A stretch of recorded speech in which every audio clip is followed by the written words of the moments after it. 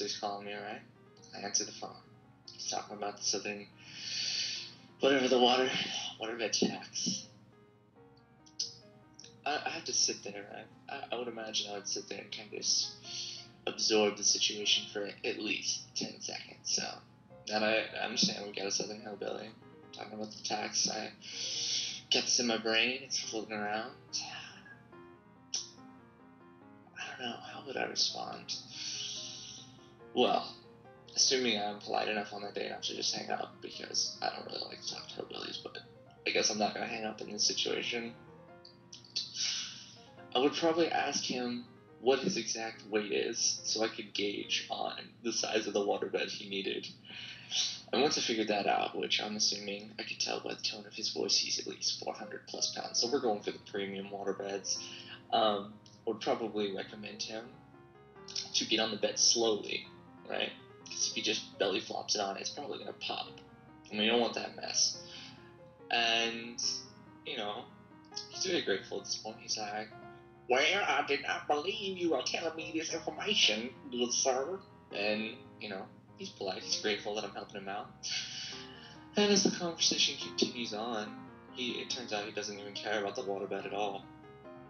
He called about my honey badger, and he wants to buy the honey badger because he had heard in the paper, that's right, people still read the paper in Texas, he heard in the paper that this man had tamed a honey badger, and he wanted to buy my honey badger off me. And I was like, no, you can't have the honey badger. The honey badger It's for an elite group only. He got pretty enraged at this point.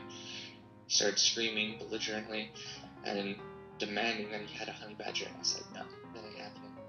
He just hung up on me. I didn't think much of it. But next day, I got a package at the door. You know, I was like, okay, packages, they come all the time. So I come, bring it in, just kind of set it in the living room, don't open it, go sit back down on my computer. About a minute later, hear a ruckus in the living room, go in, boom, Hillbilly packaged himself. I don't know how he did it, but he did it. And he busted out. Now he's in my living room, right? He's like, I want that honey badger right now! And I'm like, nah, nigga, nah. Alright, I can't say that. I'm like, no, sir, you may not have this honey badger. And at this point, his rage level is just unfathomable. You're not even going to be able to understand this rage. He takes a combat stance. I'm like, that's it. I have to throw down with this hillbilly for my honey badger. But it's at this point that I realized that the honey badger that I had acquired had killer instinct capabilities. So I stood perfectly still. The honey badger looked at me, I looked at the honey badger, and I said, you know it must be done. And the honey badger went, and the fat guy went, and he charged at me, and the honey badger was like, and it flew over and it attached to his face, and it was like, and the fat guy was like, and I tripped him, right?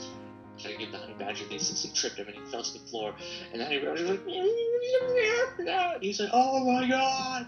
And then, the honey badger did what he'd been trained to do. He went inside the fat man and ate his heart.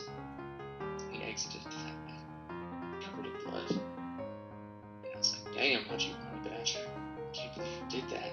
And he was like, and I pet him softly, and I put him out back. The fat guy, put him out back to be picked up with the garbage the next day. And, yeah. I went and picked up the phone because I never hung up. Actually, I just kind of kept the line open because he kept talking and talking, but I didn't want to be rude and have him hang up on him, so I just left the line open. I picked up the phone, hung it up, and I never talked about waterbeds after that. The end.